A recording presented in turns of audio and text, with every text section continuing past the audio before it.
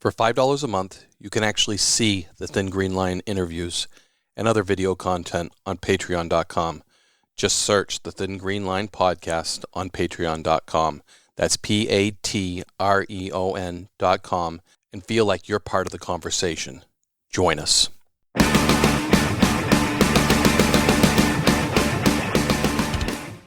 All right, guys, welcome everybody to the Thin Green Line podcast this morning. We are super excited to have Bill Bodner, Special Agent in charge of the Drug Enforcement Administration out of the Los Angeles greater area and other areas we're going to talk about with Bill in a minute. Bill's been with the DEA for 29 years, and we have a great show today going into what his role is at the federal level as he's integrated with us on the state level and all the things we do related to the Thin Green Line and environmental crime as drug violations coincide with that. So, Bill, great to have you on the show, man. How you doing? I'm doing great, man. I appreciate the invitation to come on. I feel like I'm talking to two long-lost brothers here with Wayne being up in New Hampshire. I spent some time up there at Lake Winnipesaukee and Waterville Valley when I was young. And with you being out in Southern California, I mean, that's where I was pretty much day one and back in 92, just like you. So we've seen a lot of the same things. Nice. Yeah, it's a really small world. When I learned of you through other mutual friends, I had worked with so many of your colleagues when I was up there in the Silicon Valley, working with that, San Jose office of the DEA and integrating on everything from tactical training to cannabis, meth problems, all related to environmental crime before it was even really an awareness, man. So, and now, for our viewers and listeners, an incredibly small world because two members of our marijuana enforcement team, California Department of Fish and Wildlife's tactical unit, is down working hand in hand with you guys in the LA Basin, especially on, the toxically tainted DTO cannabis production. And you guys are immersed in that. And people just don't think that DEA would be focused on an environmental component as well or have a concern for an environmental component with drug cases like game wardens do, but you guys are actively involved in that. Your U.S. attorneys are going after those violations to get really strict penalties and convictions, especially of the the upper level players.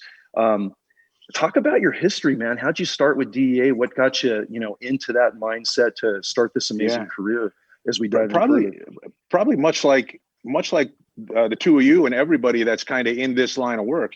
It was I graduated college, I did some job interviews, and I just had the realization that I didn't see myself working in an office. I wasn't going to be a 9-to-5 guy working in an office every day. I just felt like there had to be something more, but whatever that something was, it had to have a positive impact. There had to be that component of it where I felt like I was doing something to contribute to just a better society. And maybe that sounds a little overly altruistic or something, but that's really what it was all about for me. Doing something that was going to be exciting, where I wasn't tied to a desk. Hey, when I was a kid, I played, Army. I played spying games. We played, and it turns out that that's what we ended up doing for careers. I mean, what's better than that? I remember, and I tell young agents this when they get hired now, and they come in and I meet them, and I don't know, maybe they think I'm full of crap, but I tell them a story about when I was about 3 or 4 years on the job working in LA, and there was a coworker who was traveling to Hawaii to go on vacation. And that puzzled me. It baffled me. I'm like, I don't understand why this guy is going to take a vacation to go to Hawaii. What could be more fun than what we're doing here on the job every day? Like if I had to go to Hawaii now to go on the beach, I'd be pissed. Like, what would I be missing? And I guess that just meant that I was in the right line of work.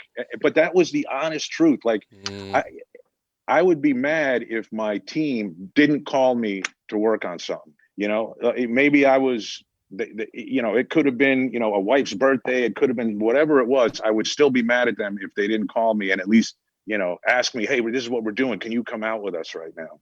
Yeah.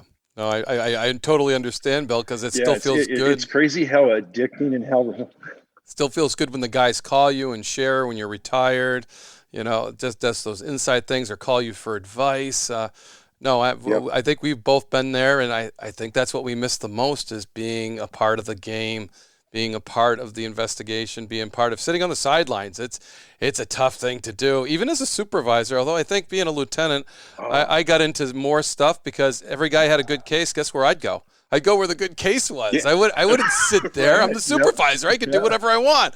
Guess what? We're going up north. We're going to work hard, and we're going to go down here. That guy's got something going. I'm going to nose right in. And I think as a lieutenant, I had more action as a single officer because everybody that had a hot case, I was there. I was part of it. Right. It's great. It is. The irony's not lost on me when I look at the seat I'm sitting in now. And I'm kind of doing a lot of things that when I was 25 years old, I would say, I don't want to do that, Right. But you try to at least take your experiences with you and make sure that the young people coming in have that same philosophy of the job that you had. Like, it has to be fun. What's going to make you productive is when you're having fun at work. And when you're productive, you're going to have even more fun. And it just kind of picks up momentum. You guys hit the nail on the head. To me, it was like playing a team sport. That's what it was. You had your team of guys, whether you were the brand new guy or whether you were the supervisor of the team. You had your team of guys and girls, and you were out there working on the streets or in the woods or wherever it was. And just the camaraderie that you were able to share. That's something that does trouble me, knowing that in a couple of years that gets turned off, and I'm going to have to find another place in life constructively to get that. Yeah. One of the things, Bill, you just hit it on the head, is having the passion for the job and letting your guys see that. You were an agent for so many years. Wayne and I were both in the field. He became a lieutenant of a patrol squad. And I know when we formed up the MET team, the special ops unit in California, it was, you know how it is when you're forming a team or working real hard in an intense case, you're all in. It's a 24/7 thing, and having my guys' backs, making sure they were represented well. And like you do with your guys, doing it from a field perspective. And, as we promote up the chain and you're at the SAC position, and I've known a lot of other SACs, and we've had guys on, that were operators on my MET team when we formed it up that are now captains and chiefs. And, they're not in the glory jobs. They're taking, they're putting out fires every day, they're dealing with political heat, but they're like, hey, I came from the field. I'm going to back you guys up. I know the risks you're taking.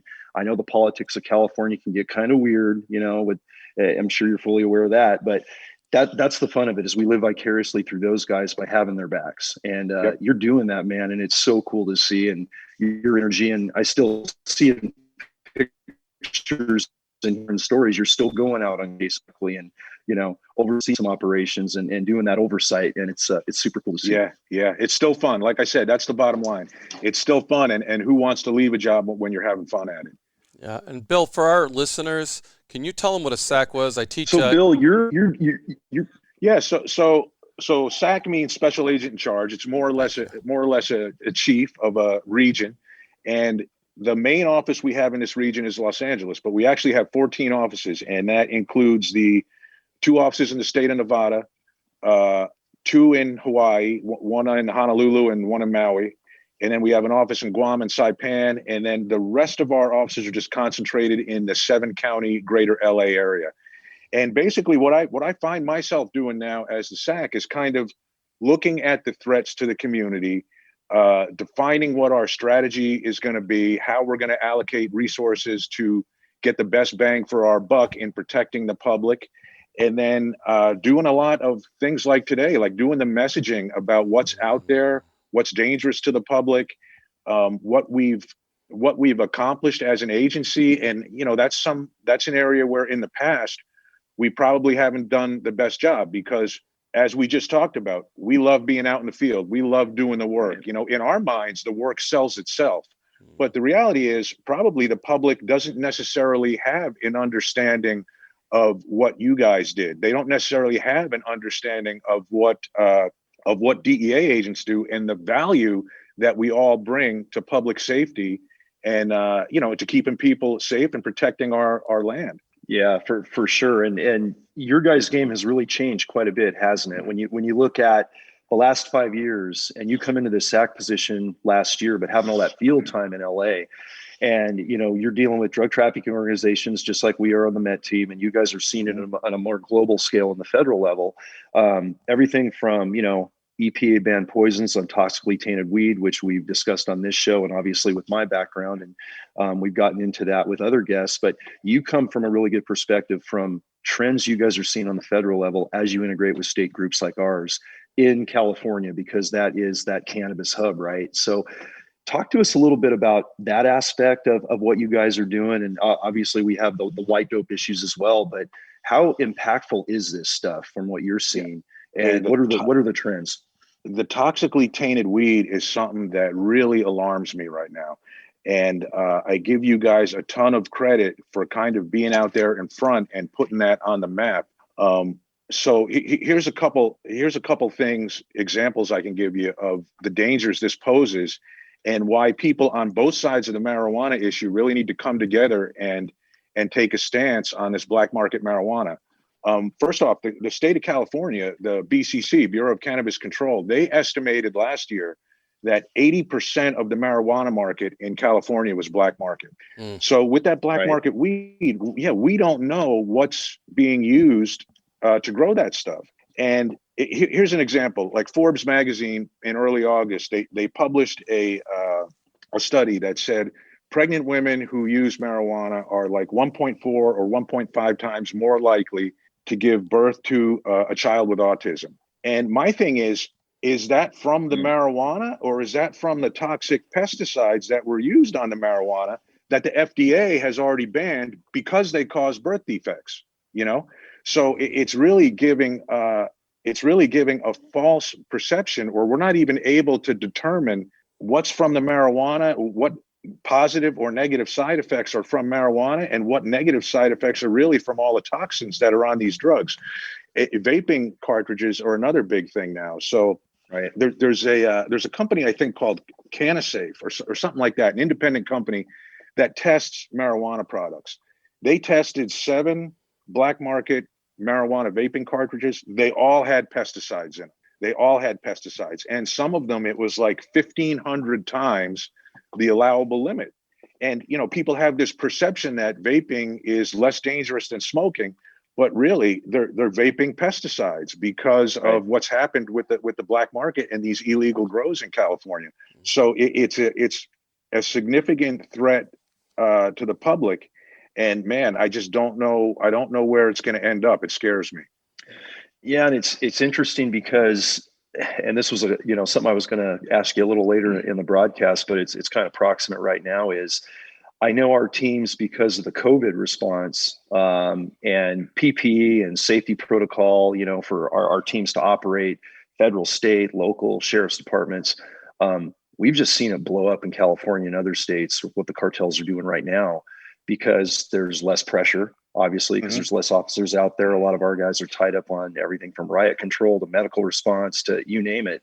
But then the other thing we're seeing is, and what's compared notes here is a lack of in custodies being able to be booked and taken in on these DTO suspects that we do catch in grows because of the COVID response. The jail's not taking them. So on the Met front right now, and I'm talking to teammates as recently as a week ago, we're making a lot of we're capturing a lot of people. We're doing it safely. We're ripping grow after grow every day because there's so little pressure on these guys right now through COVID, but we're letting them go. I mean, the jails aren't even taking them. So we're really concentrating on taking the product out safely, looking at the environmental damages and trying to rectify it and just keep that stuff from getting into the market. And like you said, causing a cancer, a respiratory failure, nerve damage, autism, for a pregnant lady, whatever the case may be. What are you guys seeing from that standpoint?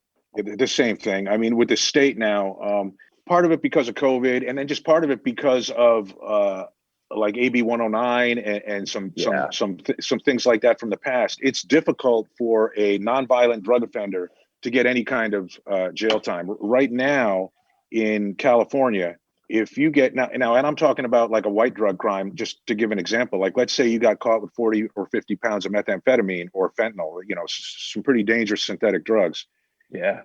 If you pled guilty, you would probably, and did your jail time, you would probably get out sooner than if you went to trial and fought the case and won.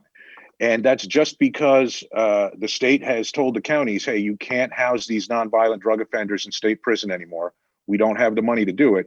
If you're going to continue to prosecute these nonviolent drug crimes, they have to be in the county system. And a lot of the county systems, at least here in Southern California, are overcrowded. So they can't, especially now with COVID, as you said, that's magnifying it or amplifying that. So for every person that goes in, someone has to come out.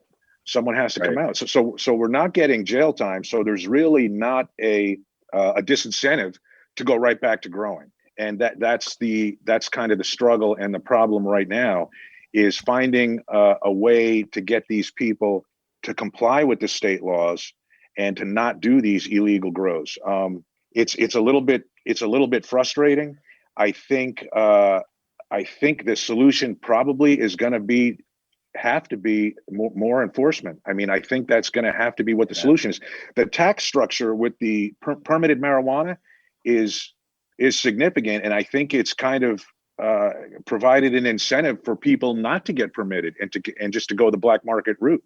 Yeah, it certainly seems to be the case. And we're seeing the black market, just thrive in California, like you said, and all these growers that just don't want to put up with the permitted red tape, the numerous inspections from different agencies, and what it's going to cost them.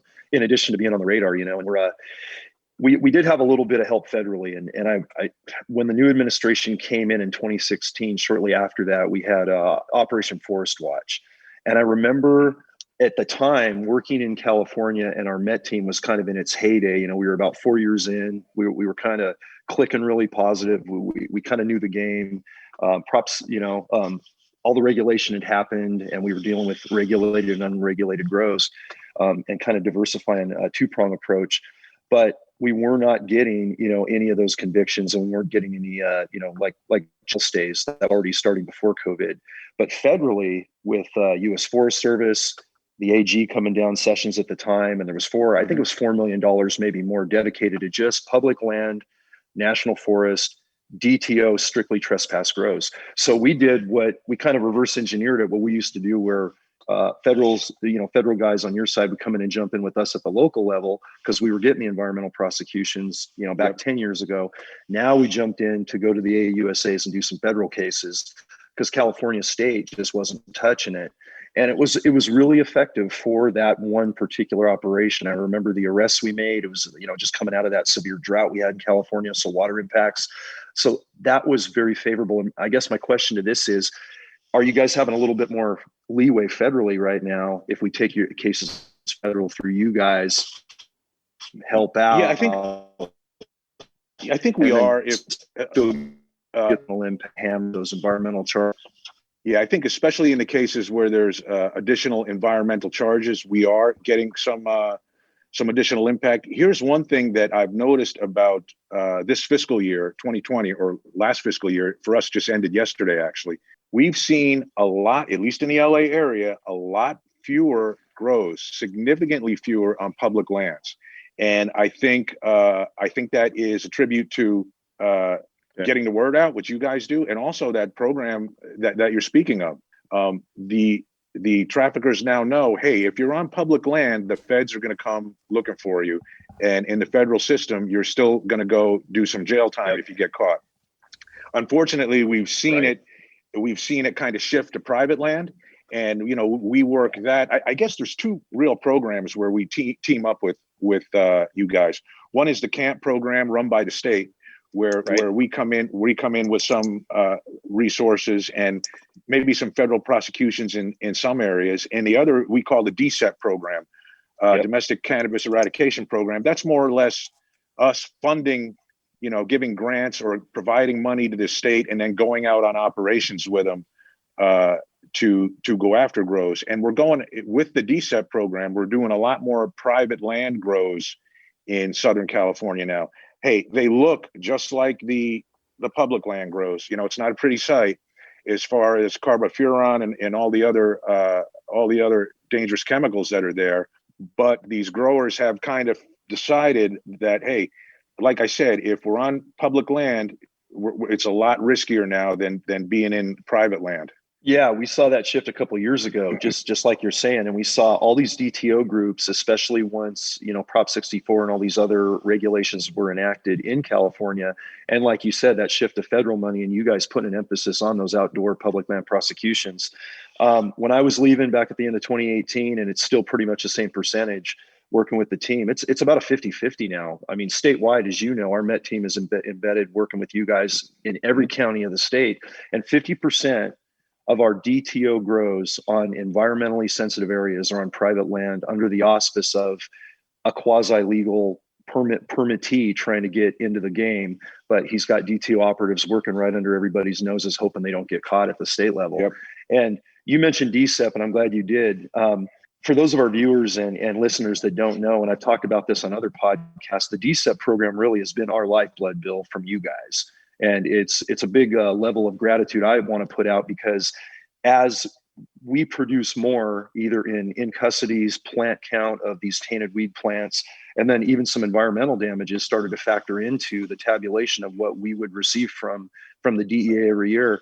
I think our Met team in California this year has seen our largest DCEP grant in history, just because of rewarded production. And now we're embedded and working right with you guys as well with that DCEP money. And what people don't know is they think we just have this money in an operating budget to go out and do these operations 24/7, do it all. And as you know, man, no way. No, we're halfway through the summer on a busy year. We're out of money. And, you know, we're out of helicopter blade time. We're out of overtime. We're out of equipment money, gas money to get the trucks and fuel trucks where they got to go. And if it wasn't for DCEP, with what little operating budget we have under the state funding, we couldn't be as effective. And you guys do that. So the DCEP grant has been amazing. And we're glad to hear it's still going on, because there were some rumors and some, words circulating when I was leaving in 2018 that we might lose DCEP. And man, that was heartbreaking. So it's been keeping us going. For? It stands for Domestic Cannabis Eradication Program. Right. And it's like John said, it's a funding conduit.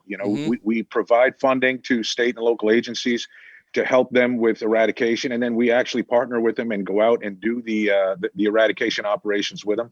But like you said, I know I was speaking with the sheriff of one of the counties here in Southern California. I don't want to say which one, but they have a list of over 400 locations right now. Yeah. That's on their list. And I mean, how long is it? That's can't do that. That's just not going to happen. That's just not going to happen. So you try to prioritize, you try to geographically do it so you can have the greatest impact in a couple of days in an area and do it efficiently. But there's just so many grows right now that, it's not going to be something we can just snap our fingers and knock it out. And how many grows are those, do you think, Bill, are just the average guy having a grow, or are these all commercial illegal grows? No, no. These are all illegal ones. These are all commercialized illegal grows. 400. All commercialized illegal grows, and how many plants per grow is an average? That's a good question. I mean, I would say at least 1,000. John, what do you think? I mean. Right. I'm just thinking of the whole size of this. Yeah, it's mind blowing to us that don't deal with it. I'm just like, a good haul in New Hampshire would be 50 plants. Oh, right. No, these Northern are like, New Hampshire. kind of makeshift green. Even the ones on so a lot of the ones on private land, like makeshift greenhouses, we see where they'll cut and even excavate the ground out a little bit so it has a lower profile and it's not as obvious to the surroundings. They'll throw up kind of a makeshift greenhouse with some plastic. Yep. There's a group, I'm trying to think of the name of it, like Integral Ecology Research Center or something like that. And they Yep. There you go. Yeah. So they say that 90% of the grows where they test the soil and I guess groundwater have some kind of carbofuran or some other toxic chemical in them. Now, I don't know how many they test, if they're doing, maybe John knows if they're doing a large sample, but that's scary to me that I'm saying, hey, there's 1,000 grows out there or 500 grows that we're not even going to get to. And we know that 90% of the grows have dangerous chemicals in them. It's something that, and then John, to your thing about the program going away, I mean, this is why it's not going away. This is why we're still committed to doing it, because it's certainly not helping the environment at all. No, and on your point, Bill and Wayne, to get to what you just addressed on, how big are these grows? And I think you're right, Bill, to what you said, about 1,000 is an average, and even kind of small. And even on these private land hoop houses that have a little bit of DTO influence, and they're using some back country as well next to these hoop houses. Wayne, something to remember is all of this stuff, a good portion of this stuff that does 90% of it's tainted is going back east and being sold in states like New Hampshire that don't have a big weed, Mediterranean climate, the Eastern Seaboard, Chicago, New York, the Midwest. So this stuff is feeding the nation on the black market. And IERC has been a great group, Bill, like you mentioned. They've worked hand in hand with us and with U.S. Forest Service on going in right behind us on grow sites. After we rate them, we secure them, we eradicate, and they'll sit there sometimes for several seasons and do follow-up soil samples, water sampling, and what they're finding is mind-blowing. I actually have one of the chapters that I co-authored with Murad Gabriel and Greta, who are part of IERC. We used in Hidmore in my new book just to show people the science side of what you and I do, Bill, from awesome. Just how dangerous this stuff is and how pervasive. I mean, one grow site gets eradicated, and if we don't completely reclimate that stuff and get those poisons out, which sometimes is impossible, we could kill 3-4 miles of creek for years. Steelhead trout fishery, other endangered aquatics, and everything that's drinking from them, and even drinking water. So it's critical that we stay in this fight, and it's absolutely a lifeblood with the DSEP funding, and that we're working hand in hand. And you're right, from an outreach standpoint, Bill, getting back to that topic, we were the same way until when we formed MET. One of the about 20-30% of my job as I was assigned was outreach and education.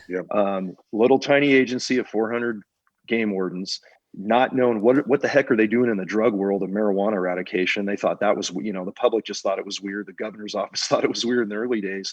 And then when we brought the environmental component other game wardens thought it was weird. Yeah, that's true. That's true. What's this crazy California team doing? It's a left coast thing. What is going on? So no pun intended, but and then DEA starts getting involved and working on environmental cases with us, man. It's just been really, really cool, but it has to continue.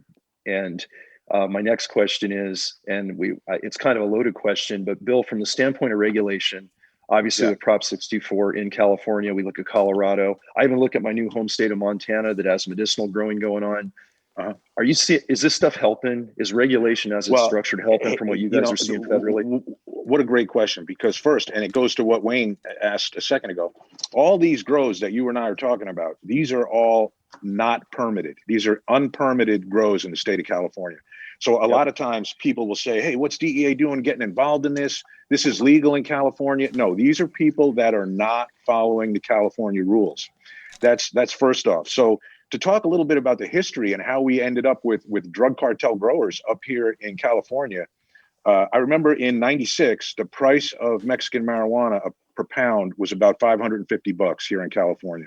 Now it's probably 10% lower than that. Right. So the price has gone down. So why has the price gone down? And why is that significant?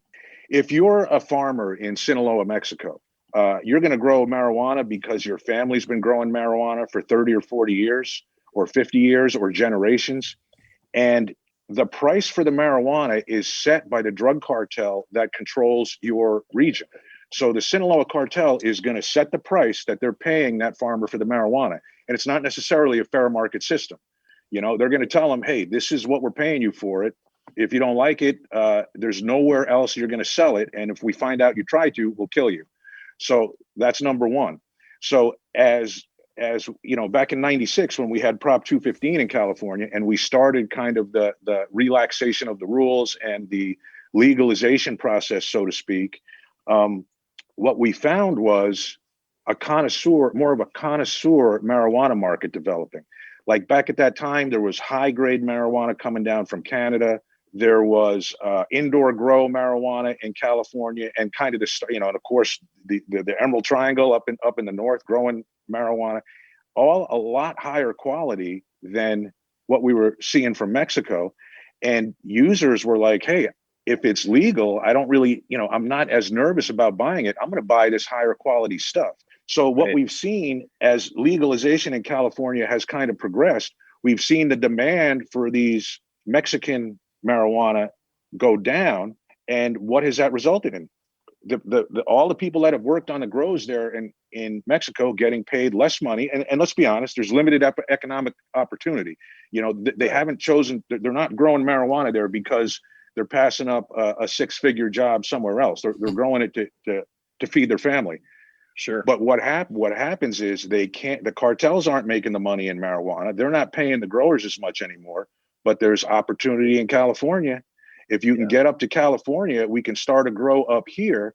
Because of legalization, the enforcement is relaxed, which you and I kind of talked about. You're probably not going to go to jail, even if you get caught. Instead of making a couple bucks a day, let's make a couple $100 a day and go up to California and grow. So all these growers that grew cartel marijuana in Mexico have all come up here now. And it's a trade, it's a skilled trade, growing marijuana and having that horticulture capability is a skilled trade up here in California now. And that's kind of what's brought all that illegal grow up here. My position, and I saw it with methamphetamine, and you'll remember this from your days out in Riverside. Oh yeah. If you increase regulation, you can push the black market out. If you decrease regulation, you kind of invite the black market in. So an example of increasing regulation we saw in 2004 or 2005 with the Combating Methamphetamine Act. Mm-hmm. The U.S. really restricted the chemicals needed to make methamphetamine because California used to be the #1 state for outdoor illegal meth labs, right? Yep. It was California. Now, there were other states in the Midwest where statistically they might have had more labs, but they were like little stovetop labs where they'd make an ounce, a biker gang would make an ounce of meth a week. I'm talking about the 40-pound cooks that were happening out in Riverside County and Kern County back in the day. By increasing regulation, we were able to really clean that problem up, right? There's not really a meth production lab issue in our area anymore. That's all been pushed down to Mexico. But the converse of that is with marijuana, we've gone the opposite direction, right? We've deregulated and we've become more permissive, whether it's right or wrong. That has invited the black market in because there's no consequences to growing now. And if they can make a lot more money growing here in California than they used to make in Mexico. Yeah, and we're seeing, I noticed this in talking to other game wardens and other officers on the federal level, DEA and different things throughout the rest of the country.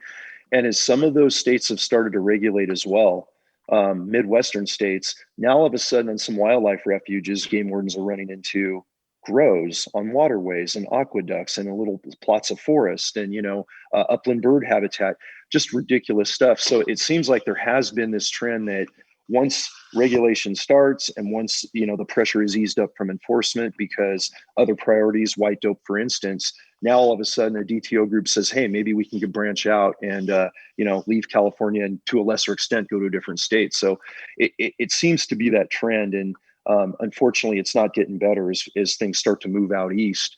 And just looking at more regulation needed. And some people kind of balk at that when they look at the funding and what you and I and Wayne and all of us in law enforcement do for public safety and now environmental crime protection. But it does seem to be the solution. And I know California is an example. Over a quarter of all the game wardens in our force now are assigned to cannabis enforcement teams.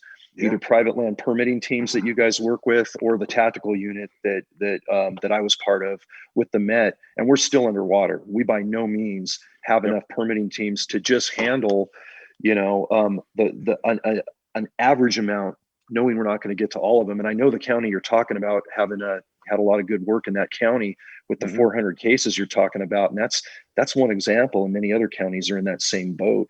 And now other states are starting to feel the hit. So this is not a problem that's going away, as you know, brother, and something that glad to have your perspective on it as you see this from kind of the 30,000 foot view federally when you look outside of just California and the nation as a whole.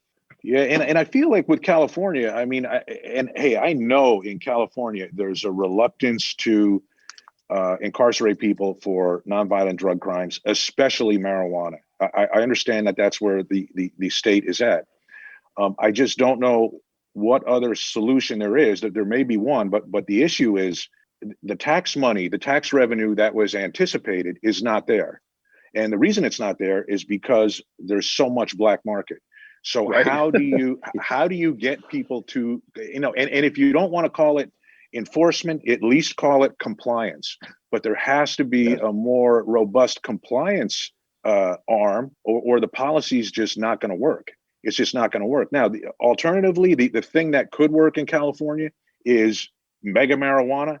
Like maybe some big corporations come in and really vertically integrate and take over everything, and they're able to use capitalism, I guess, so to speak, and knock these illegal growers out of business by being more efficient. By having one business that's more efficient than the 300 or 400 small mom and pops trying to make it out there now. Because bring their costs down. Like I said, with bring the cost down. Exactly. Because here's the thing. So you could be paying about 70% in taxes by the time you're done, or you can go black market and pay 0% in taxes. Which is more enticing to someone who's already probably been on the black market side at one point or another in their life. You have a 15% state excise tax. Sometimes, a municipality will tack on another 5 or 10% to that. 11% sales tax here in LA County. Then, and this is aside from the legal fees and permitting fees, right? Then on the money that you make, if you have some kind of pass-through corporation, an S corp or something, you're gonna have to pay income tax. So you're gonna pay 10% state income tax and what, 20, generously 22% federal income tax. So that's another 30%. So you're up to 60 or 70% of your money going to taxes, and you're looking, across the street or in the next county over where someone's doing it illegally and they're not going to jail, and you haven't seen any enforcement there, and you're like, why? Why am I giving away 70% of my money by following the rules when the guy next to me is not? That's in a nutshell, I think that's the issue.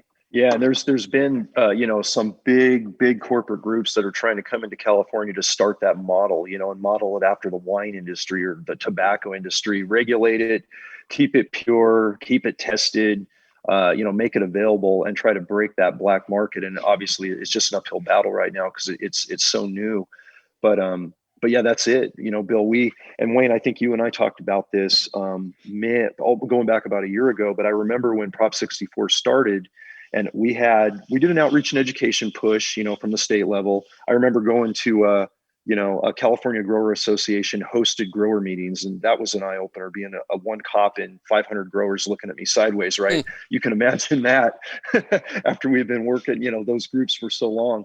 And I remember in Humboldt County, of course, up in that Emerald Triangle, 10,000 growers were kind of online after compliance education, non-enforcement, keep a positive relationship to regulate and register. And then when they started to look at the taxes and the oversight and the inspection, everybody got kind of freaked out. And I think we had less than 1,000 that actually registered by the time things went into effect with Prop 64.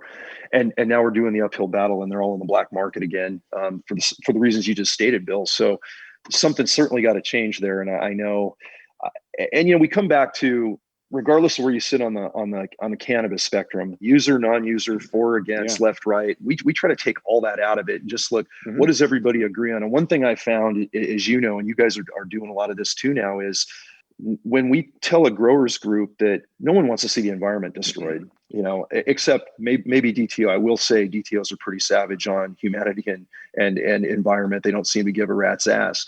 But the black market growers in California that I know that are the X215ers and they're going underground for whatever reason, they like their environment, or they seem to. And if they can get on the good side of not destroying waterways and et cetera, we seem to get a little bit of support that way. And when we focus on the environmental component, and what Wayne and I are constantly dealing with on this thin green line format is what is happening to our country from an environmental standpoint, from a water standpoint, from a public safety standpoint.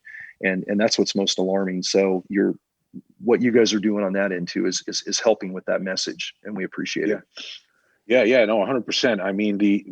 I agree with you. Everyone agrees on uniting against just crushing our environment. That's a real issue. And the other side of it is, don't forget, like, someone's consuming that product that's made with those chemicals, Yes. And man, I don't know that there could be a worse way. I don't know that there could be a worse way to ingest a pesticide than smoking it, So that's the other part of it. We're damaging, and I'm not talking about again, taking the how you feel about legalization or whatever out of it, taking the THC out of it, so to speak. I don't want to see people. I don't want to see people smoking pesticides. That's for certain. The THC part is another discussion, but the pesticides, I think everybody should agree, we don't want people smoking pesticides, and we don't want people killing our environment with pesticides. And we got to find a way to get together on those two things. Otherwise, the damage kind of gets exponentially, and we're going to be paying for it down the road. Yeah, for sure. For sure. Yeah, and you have those types of people that, were green, and that's why a lot of them smoked that. It's all natural, it's this and that. And, right. To bring that pesticides in, I think they would be offended. But then when you put the price on it, it's 70% more. I can absolutely see why they go back to what they used to do, because it's so much more expensive. But they still, they still feel like a connection to something green. But if they know they're smoking pesticides, and again, what you're doing, Bill, here is educating. And I think every federal agency should be doing more and more of this, is telling the people what's going on and being connected. One thing I think we've probably failed is use of force, educating, people and use of force so they understand. I've had good friends ask me questions about use of force, and did they really need to shoot the guy that shot the taser at him? And I'm like, we failed. We failed that the general public doesn't understand our use of force and the way we have to address, so we can go home safe, so we're not threatened. And same thing with the drugs. By telling people that these pesticides are out here, and you should be going here, where I'm assuming it's not getting into the legal market, these illegal pesticides, or isn't. That's one question I had. Is that actually getting into the legal side? So there is some of that. There is some of that, Wayne. We're calling that gray market. Wow. And here's the thing. A lot of that. So there's a lot of knockoff vaping cartridges now, where there might be a legal permitted company that's making THC vaping cartridges, and then someone will knock off an artificial one and push it into the legitimate marijuana marketplaces. Super dangerous, man, because like I said, the THC cartridges seem to me to be the number one area where all the ones that are tested that are black market have pesticides in them. And that's especially when we are probably younger people are probably using those products traditionally. Kids, dangerous to kids, man. Exactly. Jeez. The gray market. The gray market. Yeah. But that's a situation where the companies are trying to almost do the right thing. They're like, listen, we're getting killed on these taxes. At least if I could buy from a black market guy, I'm going to sell it in my permitted licensed store. But at least if I could buy from a black market guy, I can cut my costs a little bit, and try to keep my head above water. At the retail level, it's kind of weird. The other thing I don't like about the state law at the retail level, or even it might even work with grows too, is the state has a fund. Maybe it's around $25 million, and that's they can grant that out to municipalities for compliance. But what they've done is, if your city does not permit legal cannabis, your city is not eligible to get any of that money. And to me, that doesn't really make sense. So what happens is, and I like to take the city of Compton in Southern California here as an example, because they put marijuana on the ballot and the people of the city voted against it. They said, we don't want cannabis retail sales or cultivation in our city. Okay, so the city didn't permit it. But there's a whole bunch of illegal dispensaries operating in the city. There's probably a whole bunch of grows in the city. And the city can't get any money from the state, from this fund, to do compliance and get rid of those businesses, because they didn't allow marijuana in the city. So that money is only good if you permit marijuana. You can get that money and go after the unpermitted businesses in your city. But if you don't permit marijuana, you're out of luck. And I think that's a very naive view of the marketplace, because that's affecting, just because the small city of Compton, that's affecting the whole region with marijuana sales and cultivation. By them not being able to address the black market there, that's affecting the licensed permitted market all across the region. I think the state should probably look at changing that. That might have a positive impact on the policy and help get some of the black market retail stuff under control, which would reduce the demand for black market grows, which then hopefully helps our environment and people stop smoking pesticides. Yeah. Wow. Yeah. Huge issue. Yep. Yeah. People don't know. That's the No. crazy part. They don't know. And I think California, but I think across the whole United States. And if that stuff's coming east, because they probably have plenty of it there, they ship it to us. And that's the last thing I've never heard an East Coast talk about, pesticides and marijuana. So I think it's really good to get that out there, that if you're buying black market anywhere, the chances of having illegal pesticides that could harm you is huge. It's huge. Yeah, and to that point, I think I don't know if Wayne or John mentioned earlier, like, hey, you go the growers go back to what they were doing. I mean, that's where, like, carbofuran, obviously not legal here in the United States to use, right? But it's coming from Mexico, and the growers have used it in Mexico. And those growers that used to grow for the cartels down there that are coming up here now, they're bringing the chemicals with them. They're bringing the pesticides, the stuff that they've become familiar with, that they've grown with. That's what they're bringing with them to do the grows up here, and we're stuck with it. We're stuck with kind of bearing the impact of that. Yeah, and when we talk about the pesticides, Wayne, you were talking about, we don't really think of it on the East Coast, and that's the problem with thinking of this as a California West Coast issue, right, Bill? We think, hey, yeah, we're the hub of it. I mean, obviously a Mediterranean, it's your problem, not ours. Weed state of California. Yeah, it's a West Coast thing. You guys are dealing with it. It's horrible out there in California. But when we're supplying, the big bulk of the black market for every state from border to border. Yeah.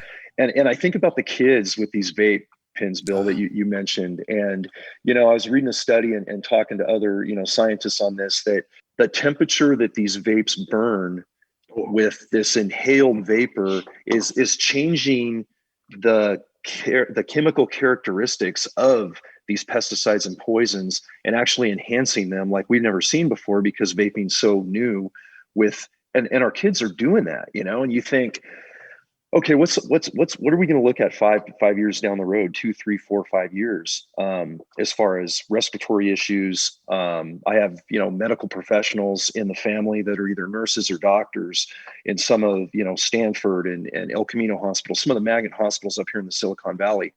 And they're getting, 15, 16-year-old kids from affluent families getting good grades that are vaping cannabis and tobacco, but the cannabis side especially. And they're ending up with internal bleeding, and they're in the hospital for several days, and they're trying to backtrack. Where did this happen?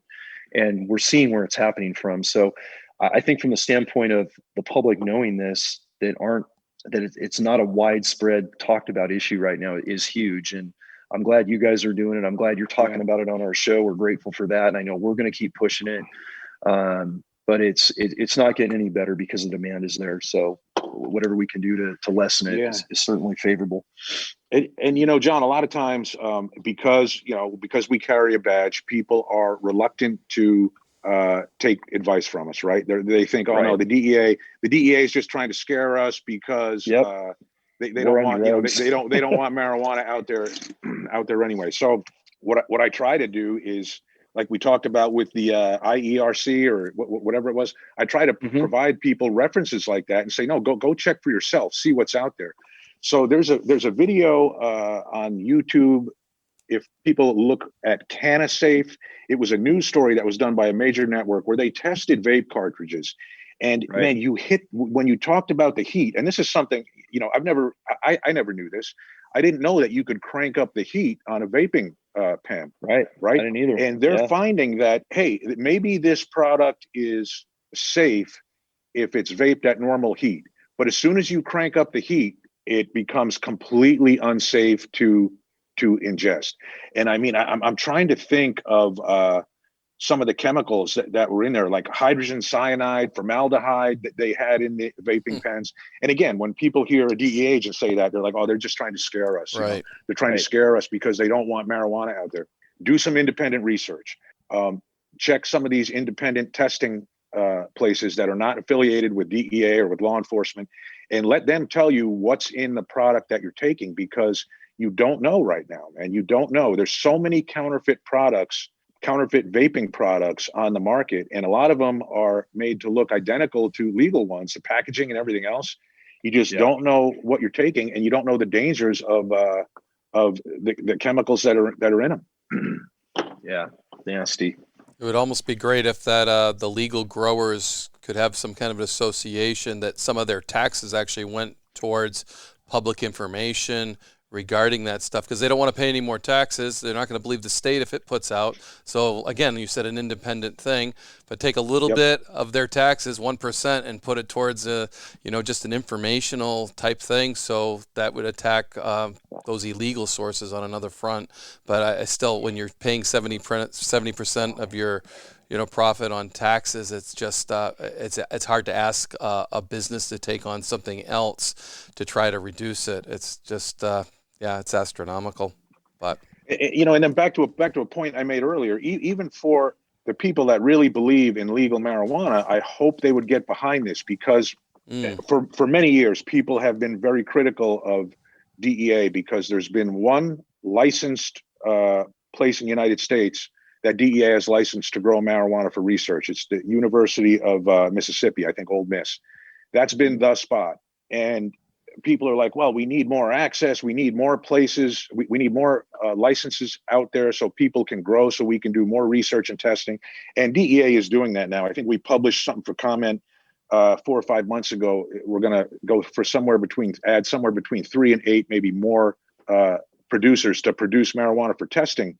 But to my point, when testing, if groups are testing marijuana now, and how do you know what you're testing? Right. So if you're a legalizer and you're trying to prove that marijuana has these medicinal purposes or whatever, I mean, like, there could be pesticides and everything else in the stuff that you're testing, which is throwing off everything. So I mean, everyone should, no matter which side of the issue you're on, for the environmental issues, for the testing issues, to get a clear picture of what the benefits and detriments of this substance are, we need to clean it up.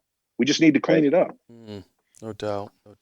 Yeah, definitely on that education component and consistency and spread it out throughout the country.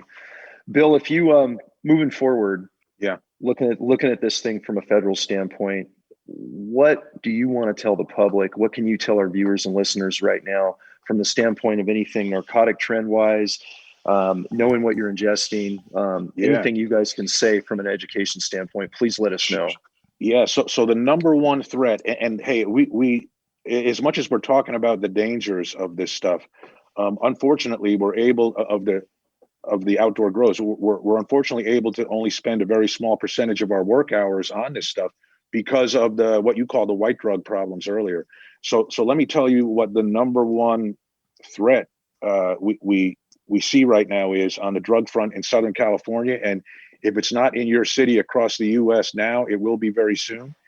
It's counterfeit prescription drugs, right? So these are generally fentanyl drugs. Fentanyl is the active ingredient. Like, a lot of times I've heard them described as oxycodone pills laced with fentanyl.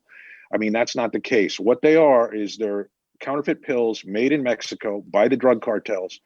They're made to look identical to prescription drugs sold here in the US, and they're smuggled across the border just like marijuana was and is, or cocaine was and is, and they're sold up here. Now, the issue is, like, when the three of us grew up and someone was an opiate user, there was a bit of a stigma attached to it. People shied away from heroin because, like, that was the guy who was an intravenous drug user.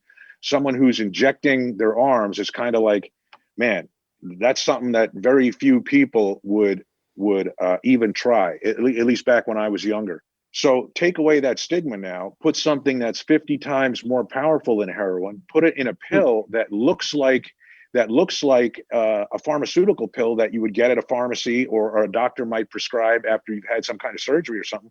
People are unfortunately a lot more comfortable taking these pills. And that's why we're seeing fentanyl overdoses. Most of the times, fentanyl overdoses are coming from taking these counterfeit pills. And what the drug cartels did is the opiate crisis in this country started, shame on us, it started here in the US by our corporate made drugs. And there were a small portion of unscrupulous and unethical doctors and pharmacists out there who prescribed drugs without medical need because they were greedy, and they got people addicted. And then as DEA and a lot of other agencies, HHS, Health and Human Services, educated the doctors and the pharmacists on the dangers of these drugs and addiction and what it can lead to, we've cut the prescriptions for these drugs way down. And we've cut the quota. Like we set a quota of what the quantity of opiates that can be produced in the US. We cut that way down. So what did that do? The Mexican drug cartels said, there's an opportunity for us to make money here. The demand is there in the United States. They've just cut the supply down. Let's make a lookalike drug with fentanyl. We can get the chemicals to make fentanyl from the same Chinese companies that have been selling us the chemicals to make methamphetamine for years. And we'll just start pumping that stuff into the US. And that's what we've seen. So unfortunately, this is really affecting kids. Like there was a 14-year-old in LA County who died within the past month from an overdose, a 14-year-old in San Diego County who died in the past couple months. And the issue is you don't know, the same as with some of the black market marijuana stuff, you don't really know what you're taking. It's made in some filthy clandestine lab in Mexico. The dosing is super inconsistent. And if you think it's oxycodone, you might think you can tolerate, say, 2 pills, and you take 2 pills of this, and the amount of fentanyl that's in it immediately kills you. So that is probably the number one danger that we're seeing out there now is fentanyl and counterfeit prescription drugs using fentanyl, just kind of flooding in here now. And it goes to the cartels are going to do what they have to do to make money. And even to me, this is actually an example of a lot of times people just call for legalization. Like, hey, a lot of our problems would go away if we just legalized it. And from what I've seen in my experience, all I can say is that there's 2 issues that you need to address with any legalization plan: addiction and greed. Right. If you can't explain to me how you're going to deal with addiction and greed, then the plan is not going to work. And the ironic thing is with these counterfeit prescription drugs, those drugs the real drugs are legal in this country. They're legal drugs that doctors can prescribe and whatever. But because of addiction and because of greed on the part of the Mexican drug cartels, they're able to ship those drugs in here and capitalize on that market. They're going to make their money. If they can't make it in marijuana, then they're going to make it in fentanyl and in methamphetamine. And those synthetic drugs now are the most dangerous things, causing overdoses and death here in this part of the country and really throughout the country. I know Wayne, the Northeast, was hit real hard with opiate stuff and fentanyl. Nope, still is. Oh, yeah. And from an enforcement point, boy, that's going to be difficult for your everyday police officer, because all you do is pop that in a prescription bottle, and here we look at it, and it's got your name on it. You open it up, it looks like the identical pill, and we say, "Have a nice day." It's so tough. So you got to get it, I guess, crossing the border. That's exactly what I was going to say, Wayne. Is, luckily, I know I shouldn't even say luckily, but at the levels that we're hopefully dealing with here in LA, being a kind of a transshipment hub and dealing with wholesalers, these folks are moving thousands of pills at a time. So, it'll just be big bags of pills, and we can hit it with like a laser tester and, find out right away it's fentanyl, it's not oxycodone, and it's good to go. But that creates a tremendous problem. And then the other issue for the patrol people and even your brothers out there is the dangers that these pills can cause just by inhalation. Right. We've had a lot of situations around the country where the fentanyl somehow became airborne, whether it was because of a scuffle or because of a shooting or just people trying to hide it and throwing it, and it becomes airborne and officers breathe it and they fall out and they have to be hit with Narcan or something, in naloxone, to save their lives. So that's also a significant danger with fentanyl too. Bill, it sounds like this this prescription pill black market from the cartels. This is, I mean, it's fresh and new, obviously, but it seems like it's the easiest, most lucrative, hardest to detect, most sedate, dangerous to kids, like unprecedented that we've seen. This seems like the trend moving forward for the whole country, and quite a threat. That's well said. I mean, I agree with you 100% on that. And like I said, just to reiterate, part of it is because the stigma of kind of hardcore drug use, right? Hardcore drug use, like injecting heroin, used to have a bit of a stigma attached to it. And now we have something that's 50 times more powerful, just to say it again. And it's in a nice, pretty little blue pill, and looks like something that you get from the doctor or the pharmacy. And that's what gets the kids. That's what gets the kids. Yeah. Well, we'll definitely push this. We obviously do a lot of tainted weed education on the environmental crime front. We mention other traditional, white dope issues, but this is something we've been aware of, but it hasn't really integrated into any of my teaching or, outreach that I would do to specific groups, and sometimes kids. I know before COVID, I was going to high school assemblies, throughout California and up here in the Northwest, and educating on, hey, just be aware if you're gonna, on the marijuana continuum. I said, I'm not coming in as a retired cop. I'm not Big Brother. I'm not saying don't use drugs. You're teenagers. You're going to do what you're going to do, but just, knowledge is power.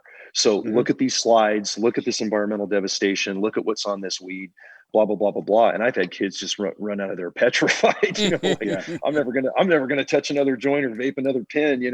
I don't want to ingest cartel dope, but man, this is even more. This is so much bigger and so much easier to mask. It needs to be integrated in all the education we're doing, and I'm really glad it's first time we've ever talked about it, brother. So and you're in the center war zone of it, and thanks for bringing this up. Yeah.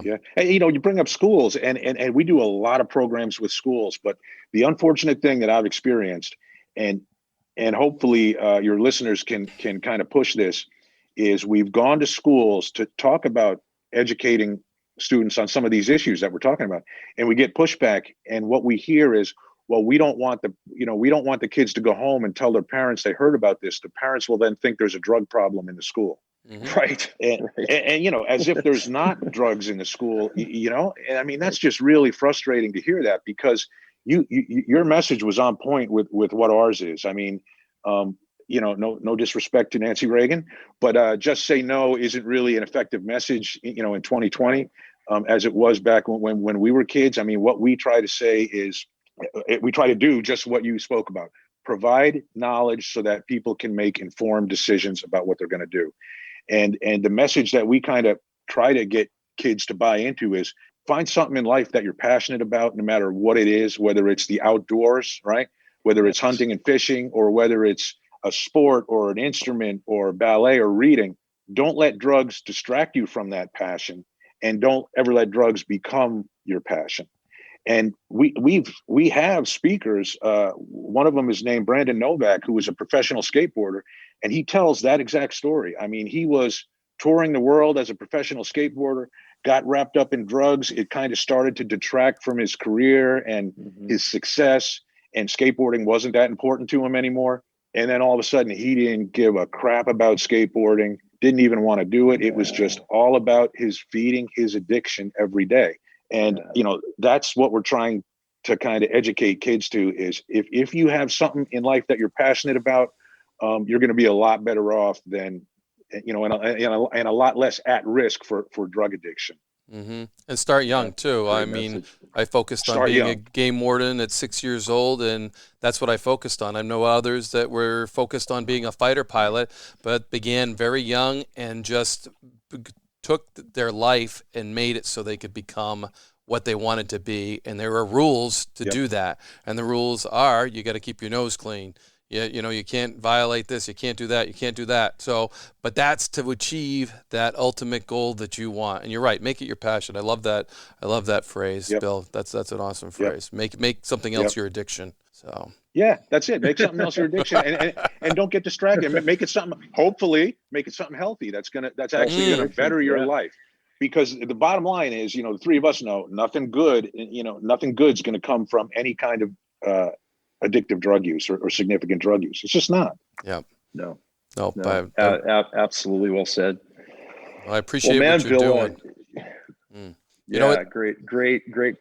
Go ahead, Wayne. Sorry. I just think other federal agencies can take this piece out of the DEA book by promoting what they're doing and I think sometimes federal agencies try to be undercover and stay undercover. I think telling the public what's going on and what you're doing is so important. After the fact, you caught the bad guy, they're in jail. Let's tell the people what we're doing and what is important, and that's with a lot of federal agencies I've worked with.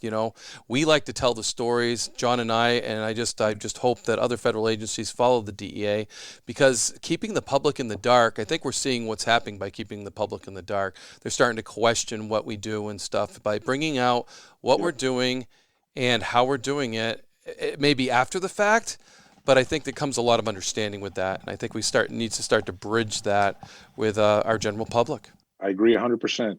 And to that end, people give us a follow on Twitter here in Los Angeles, DEA at DEA Los Angeles.